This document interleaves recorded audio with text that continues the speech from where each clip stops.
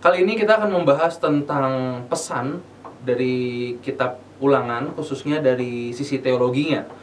Pertama-tama kita harus tahu dulu nih kenapa teologi kitab Ulangan ini bisa terjadi demikian dan latar belakangnya apa.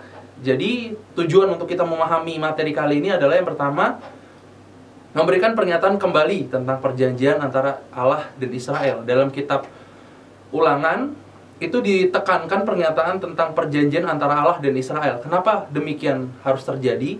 Poin yang kedua, merefleksi kejadian-kejadian sebelumnya kepada generasi yang baru. Jadi teman-teman, ketika kitab Ulangan ini ditulis, Musa memberikan sebuah refleksi tentang perjalanan mereka kepada generasi kedua. Karena sepanjang perjalanan di padang gurun 40 tahun sampai akhirnya di tanah Moab, itu sudah terjadi pergantian generasi.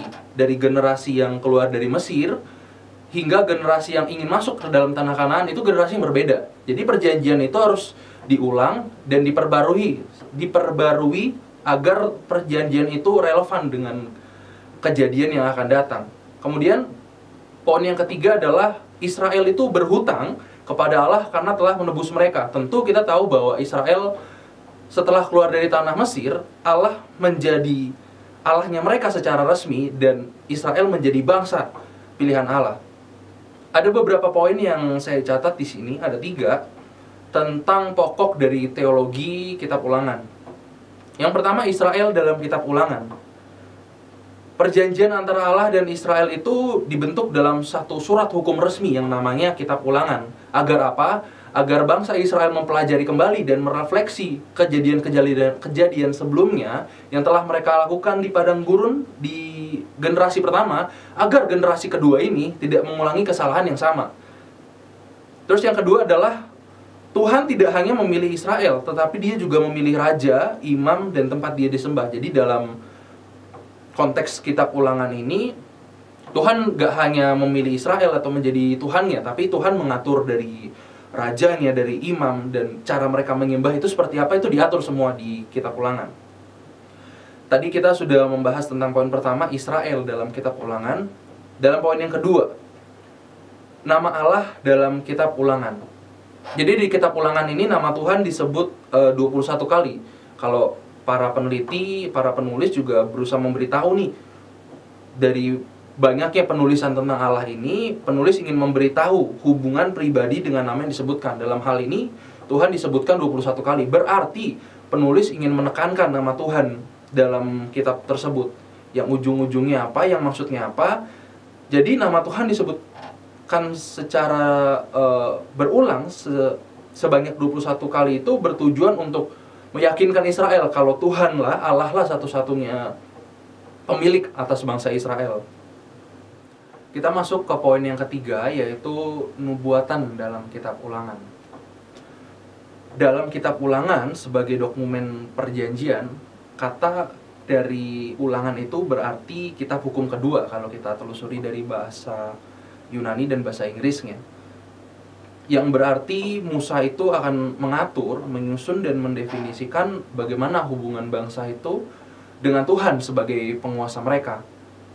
Yang kita tahu bahwa bangsa Israel juga perlu meresponi itu dengan baik karena Tuhan sudah menjadi penguasa dan menjadi gembala mereka.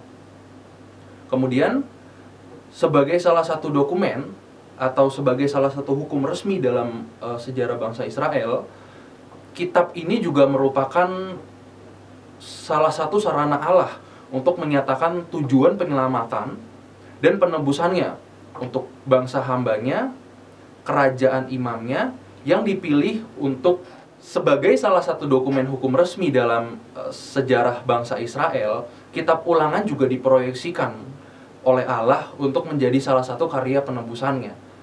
Karya penebusan dalam kitab Ulangan ini berbicara tentang bagaimana bangsa Israel dibawa keluar dari perbudakan Mesir, yang jika kita tahu dan ujung-ujungnya itu akan jatuh di penebusan oleh Tuhan Yesus Kristus.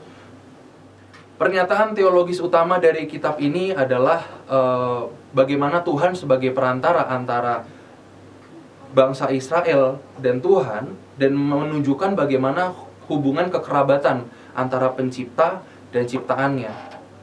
Kita tahu bahwa dasar dari kitab Ulangan ini adalah sebuah fakta bahwa Allah Israel itu telah menebus mereka dari perbudakan, memilih mereka, dan mengadakan sebuah perjanjian, mengadakan sebuah covenant, bagaimana Allah menjadi Tuhannya mereka dan bangsa Israel menjadi bangsa miliknya.